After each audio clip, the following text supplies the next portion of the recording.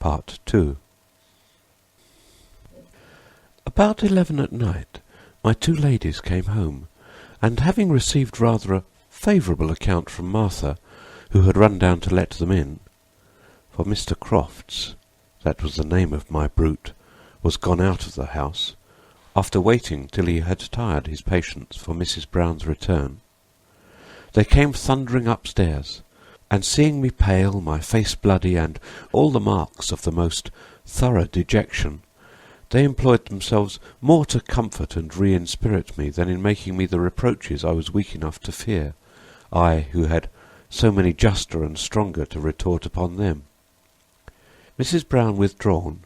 Phoebe came presently to bed to me, and what with the answers she drew from me, what with her own method of palpably satisfying herself,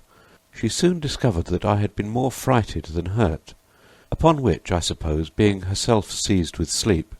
and reserving her lectures and instructions till the next morning, she left me, properly speaking, to my unrest. For after tossing and turning the greater part of the night, and tormenting myself with the falsest notions and apprehensions of things, I fell, through mere fatigue, into a kind of delirious doze, out of which I waded late in the morning, in a violent fever, a circumstance which was extremely critical to reprieve me, at least for a time, from the attacks of a wretch infinitely more terrible to me than death itself. The interested care that was taken of me during my illness, in order to restore me to a condition of making good the board's engagements, or of enduring further trials, and however such an effect on my grateful disposition that I even thought myself obliged to my undoers for their attention to promote my recovery, and above all for the keeping out of my sight of that brutal ravisher, the author of my disorder, on their finding I was too strongly moved at the bare mention of his name. Youth is soon raised, and a few days were sufficient to conquer the fury of my fever. But what contributed most to my perfect recovery, and to my reconciliation with life, was the timely news that Mr. Crofts, who was a merchant of considerable dealings, was arrested at the King's suit for nearly £40,000, on account of his driving a certain contraband trade, and that his affairs were so desperate that even were it in his inclination, it would not be in his power to renew his designs upon me, for he was instantly thrown into a prison, which it was not likely he would get out of in haste. Mrs. Brown, who had touched his 50 guineas, advanced to so little purpose, and lost all hopes of the remaining 100, began to look upon my treatment of him with a more favourable eye, and as they had observed my temper to be perfectly tractable and conformable to their views, all the girls that composed her flock were suffered to visit me, and had their cue to dispose me by their conversation to a perfect resignation of myself to Mrs. Brown's direction. Accordingly they were let in upon me, and all that frolic and thoughtless gaiety in which those giddy creatures consume their leisure made me envy a condition of which I only saw the fair side, insomuch that the being one of them became even my ambition, a disposition which they all carefully cultivated, and I wanted now nothing but to restore my health, that I might be able to undergo the ceremony of the initiation. Conversation, example, all in short contributed in that house to corrupt my native purity, which had taken no root in education, whilst not the inflammable principle of pleasure, so easily fired at my age, made strange work within me, and all the modesty I was brought up in the habit, not the instruction of, began to melt away like dew before the sun's heat, not to mention that I made a vice of necessity, from the constant fears I had of being turned out to starve. I was soon pretty well recovered,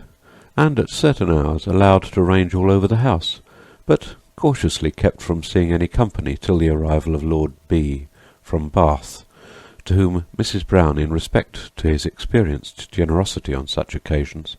proposed to offer the perusal of that trinket of mine which bears so great an imaginary value, and his lordship being expected in town in less than a fortnight,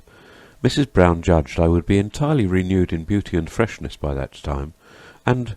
afford her the chance of a better bargain than she had driven with Mr. Crofts. In the meantime I was so thoroughly, as they call it, brought over, so tamed to their whistle, that had my cage door been set open, I had no idea that I ought to fly anywhere sooner than stay where I was, nor had I the least sense of regretting my condition, but waited very quietly for whatever Mrs. Brown should order concerning me, who on her side, by herself and her agents, took more than the necessary precautions to lull and lay asleep all just reflections on my destination. Preachments of morality over the left shoulder, a life of joy painted in the gayest colours, caresses, promises, indulgent treatment. Nothing, in short, was wanting to domesticate me entirely, and to prevent my going out anywhere to get better advice. Alas, I dreamed of no such thing.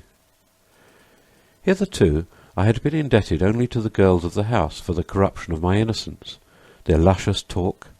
in which modesty was far from respected, their description of their engagements with men, had given me a tolerable insight into the nature and mysteries of their profession,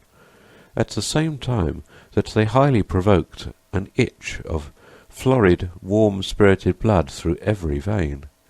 But above all, my bedfellow Phoebe, whose pupil I more immediately was, exerted her talents in giving me the first tinctures of pleasure, whilst nature, now warmed and wantoned with discoveries so interesting, piqued a curiosity which feebly artfully whetted, and, leading me from question to question of her own suggestion, explained to me all the mysteries of Venus. But I could not long remain in such a house as that, without being an eye-witness of more than I could conceive from her descriptions. One day, about 12 at noon, being thoroughly recovered of my fever, I happened to be in Mrs. Brown's dark closet, where I had not been half an hour, resting upon the maid's settled bed, before I heard a rustling in the bedchamber, separated from the closet only by 2 sash doors, before the glasses of which were drawn 2 yellow damask curtains, but not so close as to exclude the full view of the room from any person in the closet. I instantly crept softly, and posted myself so that, seeing everything minutely, I could not myself be seen. And who should come in but the venerable Mother Abbess herself, handed in by a tall, brawny young horse grenadier, moulded in the Hercules style, in fine, the choice of the most experienced dame in those affairs in all London. Oh, how still and hushed did I keep at my stand, lest any noise should balk my curiosity, or bring Madam into the closet. But I had not much reason to fear either, for she was so entirely taken up with her present great concern, that she had no sense of attention to spare to anything else. Droll it was to see that clumsy fat figure of hers flop down on the foot of the bed, opposite to the closet door, so that I had a full front view of all her charms. Her paramour sat down by her. He seemed to be a man of very few words, and a great stomach, for, proceeding instantly to essentials, he gave her some hearty smacks, and, thrusting his hands into her breasts, disengaged them from her stays, in scorn of whose confinement they broke loose and swagged down, navel low at least. A more enormous pair did my eyes never behold, nor of a worse colour, flagging soft, and most lovingly contiguous. Yet, such as they were, this neck-beef eater seemed to paw them with a most uninvitable gust, seeking in vain to confine or cover one of them with a hand scarce less than a shoulder of mutton. After toying with them thus some time, as if they had been worth it, he laid her down pretty briskly, and, canting up her petticoats, made barely a mask of them to her broad red face, that blushed with nothing but brandy. As he stood on one side for a minute or so, unbuttoning his waistcoat and breeches, her fat, brawny thighs hung down, and the whole greasy landscape lay fairly open to my view. A wide, open-mouthed gap, overshaded with a grizzly bush, seemed held out like a beggar's wallet for its provision. But I soon had my eyes called off by a more striking object that entirely engrossed them. Her sturdy stallion had now unbuttoned, and produced naked, stiff, and erect, that wonderful machine which I had never seen before, and which, for the interest my own seat of pleasure began to take furiously in it,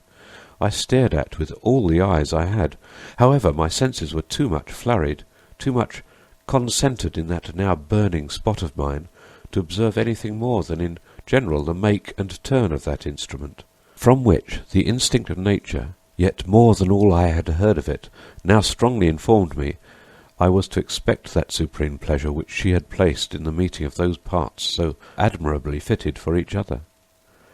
Long, however, the young spark did not remain before giving it 2 or 3 shakes, by way of brandishing it. He threw himself upon her, and his back being now towards me, I could only take his being engulfed for granted by the directions he moved in, and the impossibility of missing so staring a mark.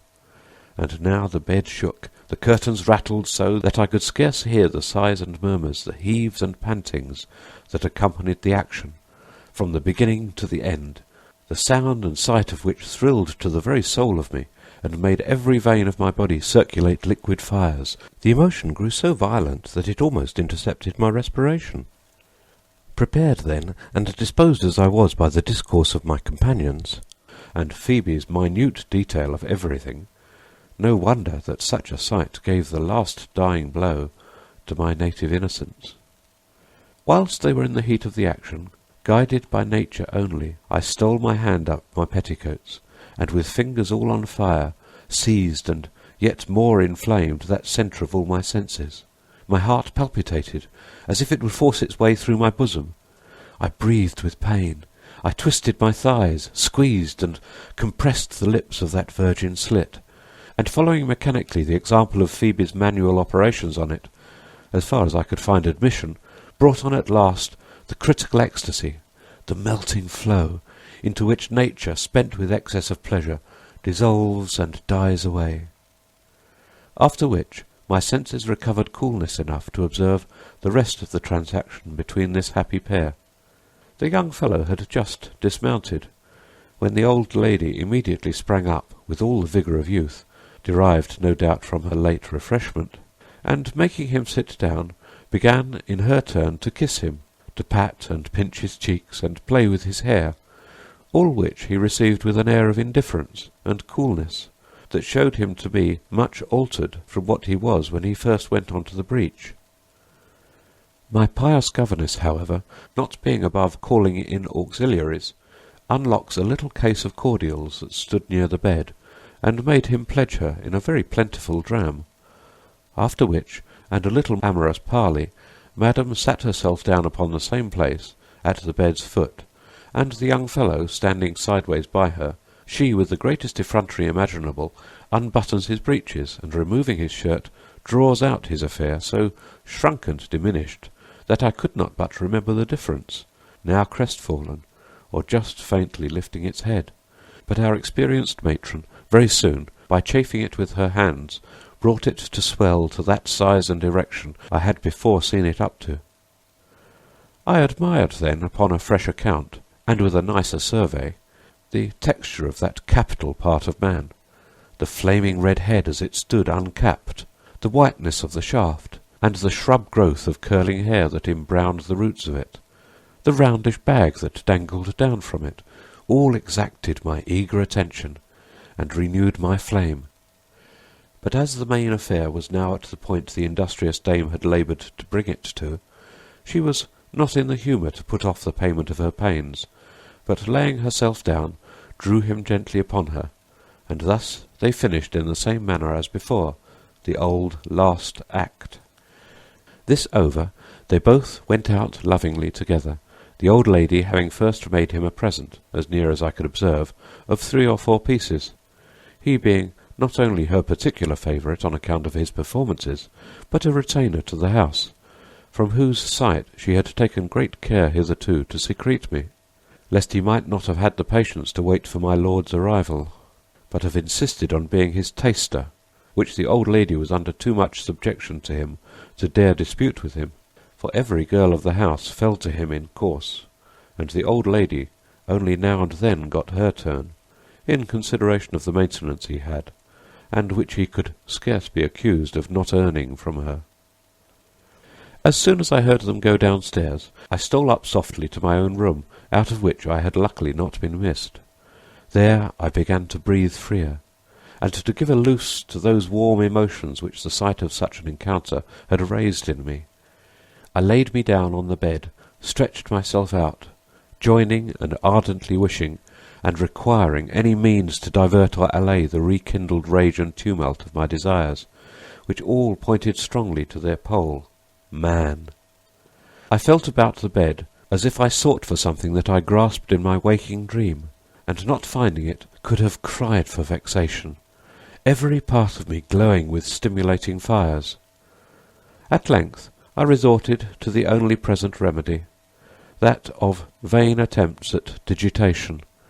where the smallness of the theatre did not yet afford room enough for action, and where the pain my fingers gave me in striving for admission, though they procured me a slight satisfaction for the present, started an apprehension which I could not be easy till I had communicated to Phoebe, and received her explanations upon it. The opportunity, however, did not offer till the next morning, for Phoebe did not come to bed till long after I was gone to sleep.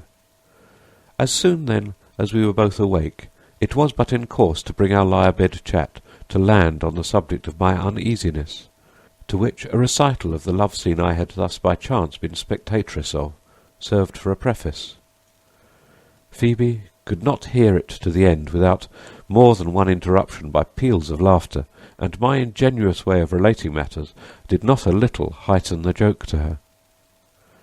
But on her sounding me how the sight had affected me,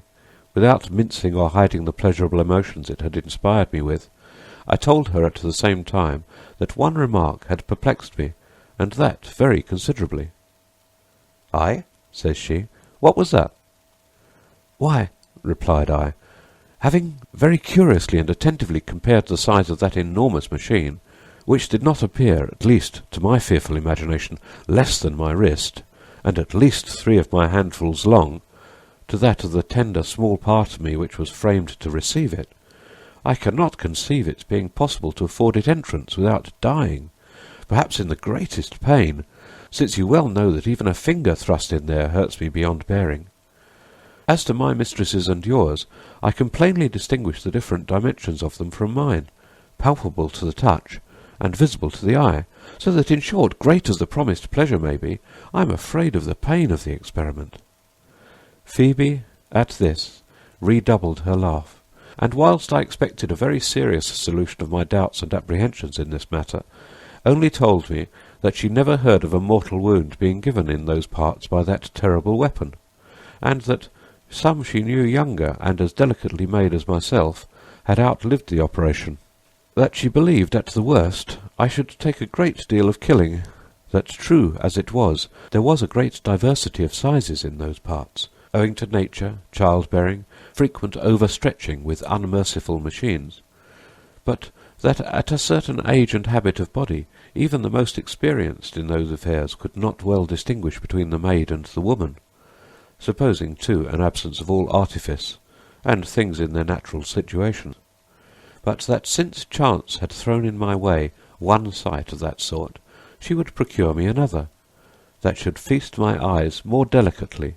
and go a great way in the cure of my fears from that imaginary disproportion. On this she asked me if I knew Polly Phillips. "Undoubtedly," says I, "the fair girl which was so tender of me when I was sick, and has been, as you told me, but 2 months in the house." "The same," says Phoebe. "You must know, then, she is kept by a young Genoese merchant, whom his uncle, who is immensely rich, and whose darling he is, sent over here with an English merchant, his friend, on a pretext of settling some accounts, but in reality to humour his inclinations for travelling and seeing the world. He met casually with this Polly once in company, and, taking a liking to her, makes it worth her while to keep entirely to him. He comes to her here 2 or 3 a week, and she receives him in her light closet, up 1 pair of stairs, where he enjoys her in a taste, I suppose, peculiar to the heat, or perhaps the caprices of his own country. I say no more, but tomorrow, being his day, you shall see what passes between them, from a place only known to your mistress and myself. You may be sure, in the ply I was now taking, I had no objection to the proposal, and was rather a tiptoe for its accomplishment.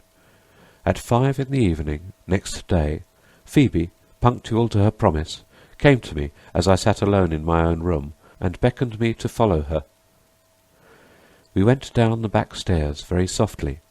and opening the door of a dark closet, where there was some old furniture kept, and some cases of liquor, she drew me in after her, and fastening the door upon us,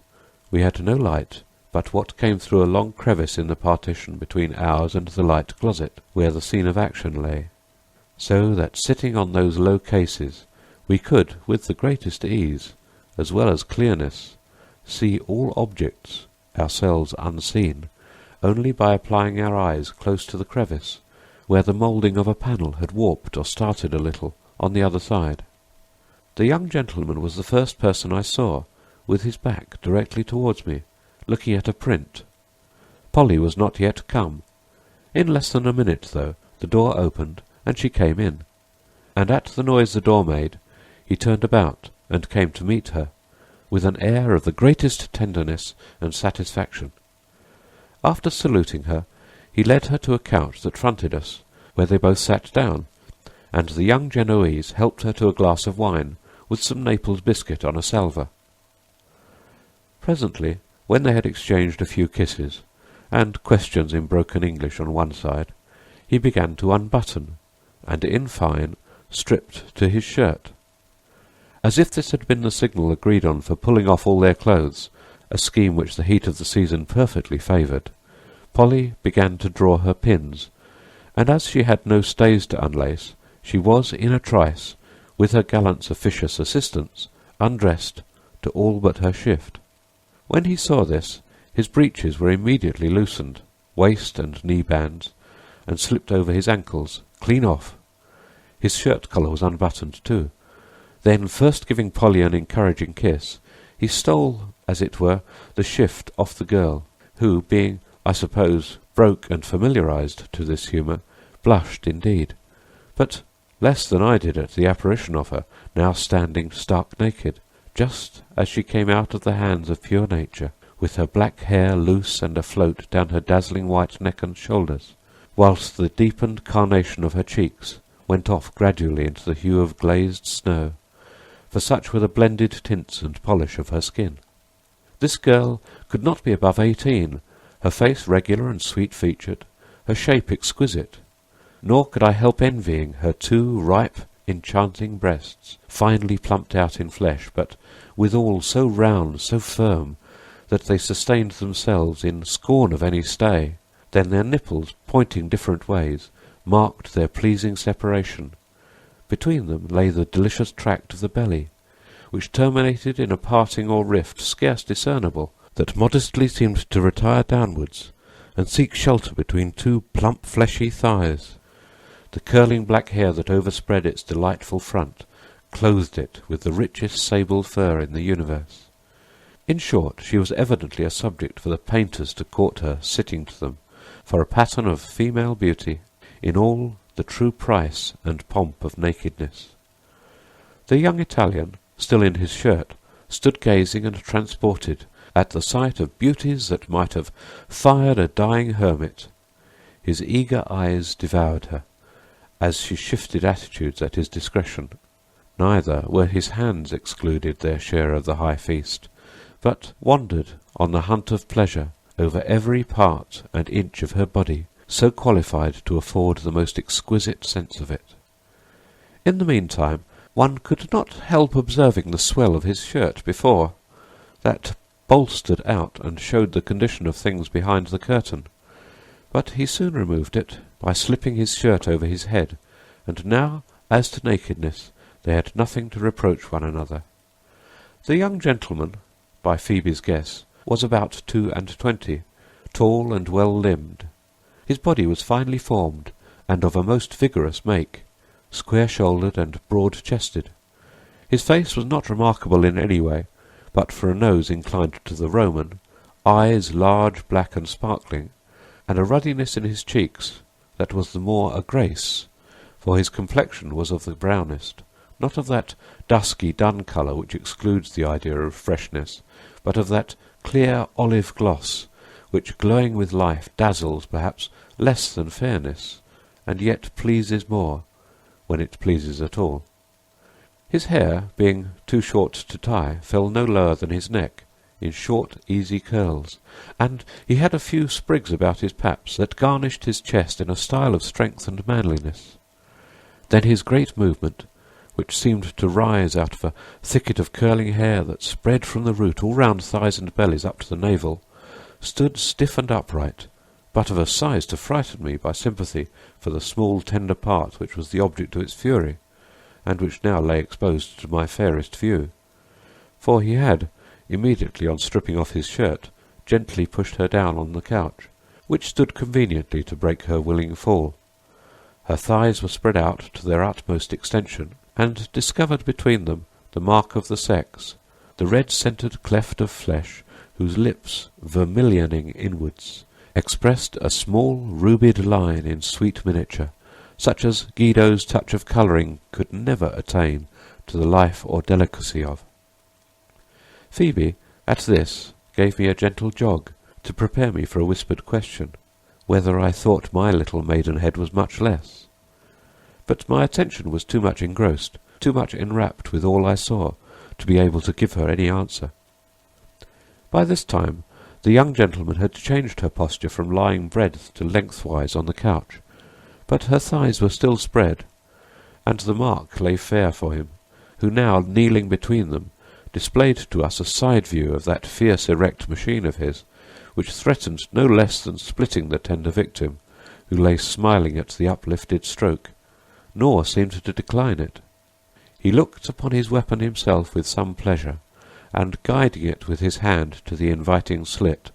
drew aside the lips, and lodged it, after some thrusts which Polly seemed even to assist, about half-way, but there it stuck, I suppose from its growing thickness.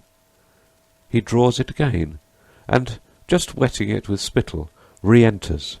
and, with ease, sheathed it now up to the hilt, at which Polly gave a deep sigh, which was quite another tone than one of pain. He thrusts, she heaves, at first gently, and in a regular cadence, but presently the transport began to be too violent to observe any order or measure. Their motions were too rapid, their kisses too fierce and fervent for nature to support such fury long.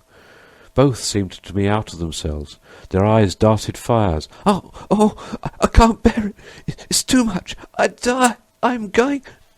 were Polly's expressions of ecstasy. His joys were more silent, but soon broken murmurs, sighs heart-fetched, and at length a dispatching thrust, as if he would have forced himself up her body, and then motionless languor of all his limbs, all showed that the die-away moment was come upon him, which she gave signs of joining with by the wild throwing of her hands about, closing her eyes and giving a deep sob, in which she seemed to expire in an agony of bliss. When he had finished his stroke and got off from her, she lay still without the least motion, breathless, as it should seem, with pleasure. He replaced her again breadthwise on the couch, unable to sit up, with her thighs open, between which I could observe a kind of white liquid like froth hanging about the outward lips of that recently opened wound, which now glowed with a deeper red. Presently she gets up, and, throwing her arms round him, seemed far away from undelighted with the trial he had put her to judge at least by the fondness with which she eyed and hung upon him. For my part, I will not pretend to describe what I felt all over me during this scene, but from that instant, adieu all fears of what man could do unto me. They were now changed into such ardent desires, such ungovernable longings, that I could have pulled the first of that sex that should present himself by the sleeve, and offered him the bauble which I now imagined the loss of would be a gain I could not too soon procure myself. Phoebe, who had more experience, and to whom such sights were not so new, could not, however, be unmoved at so warm a scene, and drawing me away softly from the peephole, for fear of being overheard, guided me as near the door as possible, all passive and obedient to her least signals. Here was no room either to sit or lie, but making me stand with my back towards the door, she lifted up my petticoats, and with her busy fingers fell to visit and explore that part of me where now the heat and irritations were so violent that I was perfectly sick and ready to die with desire, that the bare touch of her finger in that critical place had the effect of a fire to a train, and her hand instantly made her sensible to what a pitch I was wound up, and melted by the sight she had thus procured me. Satisfied then with her success in allaying a heat that would have made me impatient of seeing the continuation of the transactions between our amorous couple, she brought me again to the crevice, so favourable to our curiosity. We had certainly been but a few instants away from it, and yet on our return we saw everything in good forwardness for recommencing the tender hostilities. The young foreigner was sitting down, fronting us, on the couch, with Polly upon one knee, who had her arms around his neck, whilst the extreme whiteness of her skin was not undelightfully contrasted by the smooth, glossy brown of her lover's. But who could count the fierce, unnumbered kisses given and taken, in which I could often discover their exchanging the velvet thrust, when both their mouths were double-tongued, and seemed to favour the mutual insertion with the greatest gust and delight. In the meantime, his red-headed champion, that has so lately fled the pit quelled and abashed, was now recovered to the top of his condition, perked and crested up between Polly's thighs, who was not wanting on her part to coax and deep it in good humour, stroking it with her head down, and receiving even its velvet tip between the lips of not its proper mouth. Whether she did this out of any particular pleasure, or whether it was to render it more glib and easy of entrance, I could not tell, but it had such an effect that the young gentleman seemed by his eyes, that sparkled with more excited lustre, and his inflamed countenance, to receive increase of pleasure. He got up, and taking Polly in his arms, embraced her, and said something too softly for me to hear, leading her withal to the foot of the couch, and taking delight to slap her thighs and posteriors with that stiff sinew of his, which hit them with a spring that he gave it with his hand, and made them resound again, but hurt her about as much as he meant to hurt her, for she seemed to have as frolic a taste as himself. But guess my surprise when I saw the lazy young rogue lie down on his back, and gently pull down Polly upon him, who, giving way to his humour, straddled, and with her hands conducted her blind favourite to the right place, and following her impulse ran directly upon the flaming point of this weapon of pleasure, which she staked herself upon, up-pierced and infixed to the extremest hair-breadth of it. Thus she sat on him a few instants, enjoying and relishing her situation, whilst he toyed with her provoking breasts.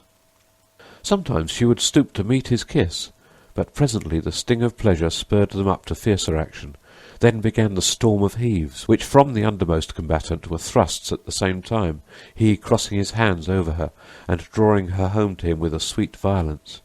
The inverted strokes of anvil over hammer soon brought on the critical period, in which all the signs of a close conspiring ecstasy informed us of the point they were at. For me, I could bear to see no more. I was so overcome, so inflamed at the second part of the same play, that, mad to an intolerable degree, I clasped Phoebe, as if she had wherewithal to relieve me. Pleased, however, with, and pitying the taking she could feel me in, she drew me towards the door, and opening it as softly as she could, we both got off undiscovered, and she reconducted me to my own room, where, unable to keep my legs, in the agitation I was in, I instantly threw myself down on the bed, where I lay transported, though ashamed at what I felt. Phoebe lay down by me, and asked me archly if, now that I had seen the enemy, and fully considered him, I was still afraid of him, or did I think I could venture to come to a close engagement with him? To all which, not a word on my side. I sighed, and could scarce breathe. She takes hold of my hand, and having rolled up her own petticoats, forced it half-strivingly towards those parts where, now grown more knowing, I missed the main object of my wishes, and finding not even the shadow of what I wanted, where everything was so flat or so hollow, in the vexation I was in at it, I should have withdrawn my hand, but for fear of disobliging her. Abandoning it then entirely to her management, she made use of it as she thought proper, to procure herself rather the shadow than the substance of any pleasure. For my part, I now pined for more solid food, and promised tacitly to myself that I would not be put off much longer with this foolery from woman to woman, if Mrs. Brown did not soon provide me with the essential specific. In short, I had all the air of not being able to wait the arrival of my Lord B., though he was now expected in a very few days. Nor did I wait for him, for love itself took charge of the disposal of me, in spite of interest or gross lust. It was now 2 days after the closet scene that I got up about 6 in the morning, and, leaving my bedfellow fast asleep, stole down with no other thought than that of taking a little fresh air in a small garden which our back parlour opened into, and from which my confinement debarred me at the times company came to the house. But now sleep and silence reigned all over it. I opened the parlour door, and well surprised was I at seeing by the side of a fire half out a young gentleman in the old lady's elbow-chair, with his legs laid upon another, fast asleep, and left there by his thoughtless companions, who had drank him down, and then went off with every one his mistress, while he stayed behind by the courtesy of the old matron, who would not disturb or turn him out in that condition at 1 in the morning. And beds, it is more than probable, there were none to spare. On the table still remained the punch-bowl and glasses, strewn about in their usual disorder after a drunken revel. But when I drew nearer to view the sleeping one, heavens, what a sight! No term of years, no turn of fortune could ever erase the lightning-like impression his form made on me. Yes, dearest object of my earliest passion, I command for ever the remembrance of thy first appearance to my ravished eyes. It calls thee up, present, and I see thee now. Figure to yourself, madam, a fair stripling, between 18 and 19, with his head reclined on one of the sides of the chair, his hair in disordered curls, irregularly shading a face on which all the roseate bloom of youth and all the manly graces conspired to fix my eyes and heart. Even the languor and paleness of his face, in which the momentary triumph of the lily over the rose was owing to the excesses of the night, gave an inexpressible sweetness to the finest features imaginable. His eyes, closed in sleep, displayed the meeting edges of their lids beautifully bordered with long eyelashes, over which no pencil could have described 2 more regular arches than those that graced his forehead, which was high, perfectly white and smooth.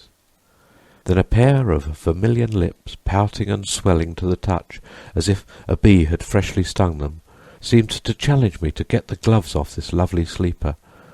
had not the modesty and respect which in both sexes are inseparable from a true passion checked my impulses.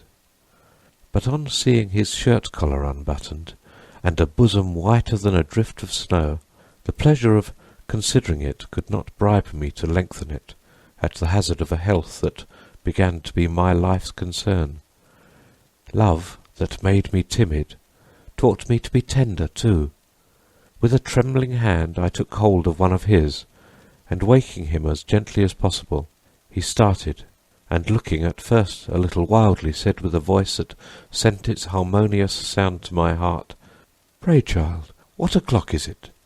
I told him, and added that he might catch cold if he slept longer with his breast open in the cool of the morning air.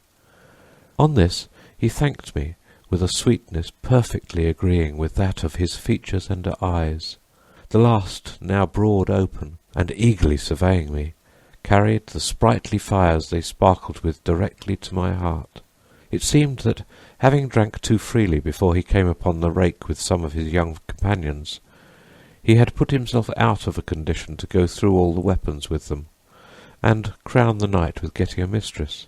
so that, seeing me in a loose undress, he did not doubt but I was one of the misses of the house, sent in to repair his loss of time. But though he seized that notion, and a very obvious one it was, without hesitation, yet, whether my figure made a more than ordinary impression on him, or whether it was natural politeness, he addressed me in a manner far from rude, though still on the foot of one of the house pliers come to amuse him, and giving me the first kiss that I ever relished from man in my life, asked me if I would favour him with my company, assuring me that he would make it worth my while. But had not even new-born love, that true refiner of lust, opposed so sudden a surrender? The fear of being surprised by the house was a sufficient bar to my compliance. I told him then, in a tone set me by love itself, that for reasons I had not time to explain to him, I could not stay with him, and might not even ever see him again, with a sigh at these last words, which broke from the bottom of my heart. My conqueror, who, as he afterwards told me, had been struck with my appearance, and liked me as much as he could think of liking anyone in my supposed way of life, asked me briskly at once if I would be kept by him, and that he would take a lodging for me directly, and relieve me from any engagements he presumed I might be under to the house.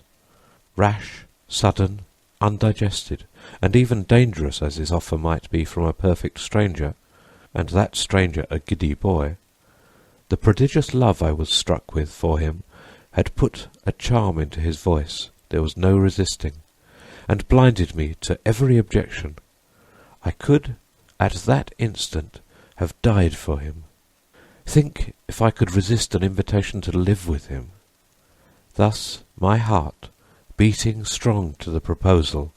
dictated my answer, after scarce a minute's pause, that I would accept of his offer, and make my escape to him in what way he pleased, and that I would be entirely at his disposal, let it be good or bad. I have often since wondered that so great an easiness did not disgust him, or make me too cheap in his eyes, but my fate had so appointed it, that in his fears of the hazard of the town, he had been some time looking out for a girl to take into keeping, and my person happening to hit his fancy, it was by one of those miracles reserved to love that we struck the bargain in the instant,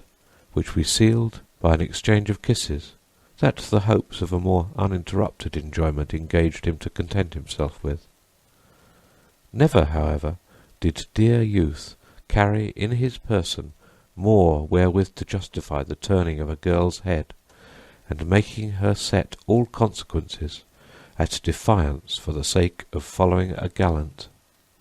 For besides all the perfections of manly beauty which were assembled in his form, he had an air of neatness and gentility, a certain smartness in the carriage and port of his head, that yet more distinguished him. His eyes were sprightly and full of meaning, his looks had in them something at once sweet and commanding. His complexion outbloomed the lovely coloured rose, whilst its inimitable tender vivid glow clearly saved from the reproach of wanting life, of raw and doe-like, which is commonly made to those so extremely fair as he was. Our little plan was that I should get out about 7 the next morning, which I could readily promise, as I knew where to get the key of the street door, and he would wait at the end of the street with a coach to convey me safe off, after which he would send and clear any debt incurred by my stay at Mrs. Brown's, who he only judged in gross might not care to part with one he thought so fit to draw custom to the house.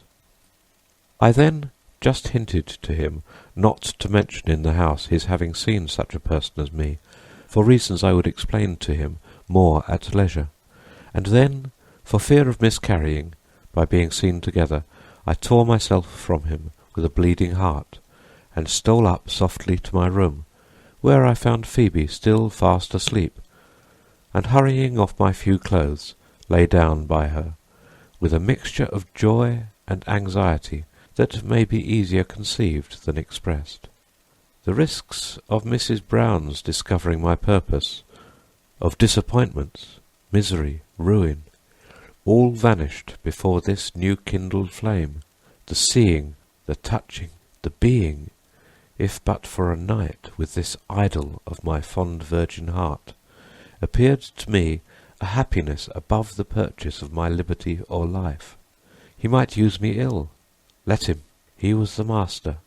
Happy, too happy, even to receive death at so dear a hand. To this purpose were the reflections of the whole day, of which every minute seemed to me a little eternity. How often did I visit the clock, nay, was tempted to advance the tedious hand, as if that would have advanced the time with it. Had those of the house made the least observations on me, they must have remarked something extraordinary from the discomposure I could not help betraying, especially when at dinner mention was made of the charmingest youth having been there, and stayed breakfast. "Oh, he was such a beauty! I should have died for him. They would pull caps for him," and the like fooleries, which, however, was throwing oil on a fire I was sorely put to it to smother the blaze of. The fluctuations of my mind, the whole day, produced one good effect, which was that, through mere fatigue, I slept tolerably well till 5 in the morning, when I got up, and having dressed myself, waited under the double tortures of fear and impatience for the appointed hour. It came at last. The dear, critical, dangerous hour came, and now, supported only by the courage love lent me, I ventured a tiptoe downstairs, leaving my box behind for fear of being surprised with it in going out. I got to the street door, the key whereof was always laid on the chair by our bedside, in trust with Phoebe, who, having not the least suspicion of my entertaining any design to go from them, nor, indeed, had I but the day before, made no reserve or concealment of it from me. I opened the door with great ease. Love that emboldened protected me too, and now, got safe into the street, I saw my new guardian angel waiting at a coach door, ready open. How I got to him I know not. I suppose I flew, but I was in the coach in a trice, and he by the side of me, with his arms clasped round me, and giving me the kiss of welcome. The coachman had his orders, and drove to them. My eyes were instantly filled with tears, but tears of the most delicious delight. To find myself in the arms of the most beauteous youth was a rapture that my little heart swam in. Past or future were equally out of the question with me. The present was as much as all my powers of life were sufficient to bear the transport of, without fainting. Nor were the most tender embraces, the most soothing expressions wanting on his side, to assure me of his love, and of never giving me cause to repent the bold step I had taken, in throwing myself thus entirely upon his honour and generosity. But alas, this was no merit in me, for I was drove to it by a passion too impetuous for me to resist, and I did what I did because I could not help it. In an instant, for time was now annihilated with me, we landed at a public house in Chelsea, hospitably commodious for the reception of duet parties of pleasure, where a breakfast of chocolate was prepared for us.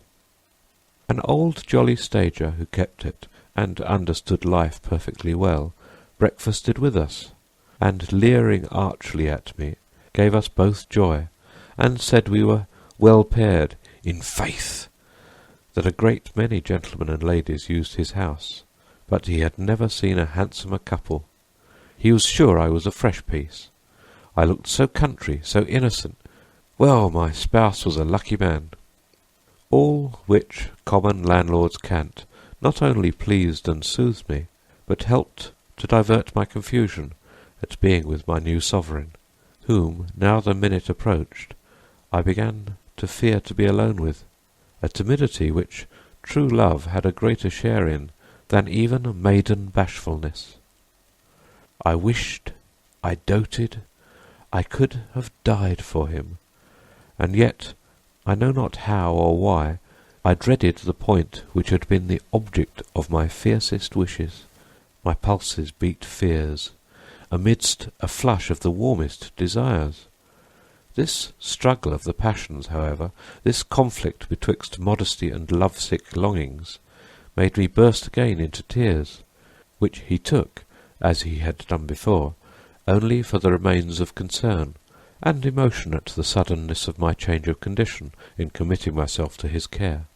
and in consequence of that idea did and said all that he thought would most comfort and re-inspirit me. After breakfast, Charles, the dear familiar name I must take the liberty henceforward to distinguish my Adonis by, with a smile full of meaning, took me gently by the hand and said, "Come, my dear, I will show you a room that commands a fine prospect over some gardens," and without waiting for an answer, in which he relieved me extremely, he led me up into a chamber airy and lightsome, where all seeing of prospects was out of the question, except that of a bed, which had all the air of having recommended the room to him. Charles had just slipped the bolt of the door, and running caught me in his arms, and lifted me from the ground, with his lips glued to mine, bore me trembling, panting, dying, with soft fears and tender wishes, to the bed, where his impatience would not suffer him to undress me more than just unpinning my handkerchief and gown, and unlacing my stays. My bosom was now bare, and rising in the warmest throbs presented to his sight and feeling the firm hard swell of a pair of young breasts, such as may be imagined of a girl not 16, fresh out of the country, and never before handled. But even their pride, whiteness, fashion, pleasing resistance to the touch, could not bribe his restless hands from roving. But giving them the loose, my petticoats and shift were soon taken up, and their stronger centre of attraction laid open to their tender invasion. My fears, however, made me mechanically close my thighs, but the very touch of his hand insinuated between them disclosed them, and opened a way for the main attack. In the meantime I lay fairly exposed to the examination of his eyes and hands, quiet and unresisting,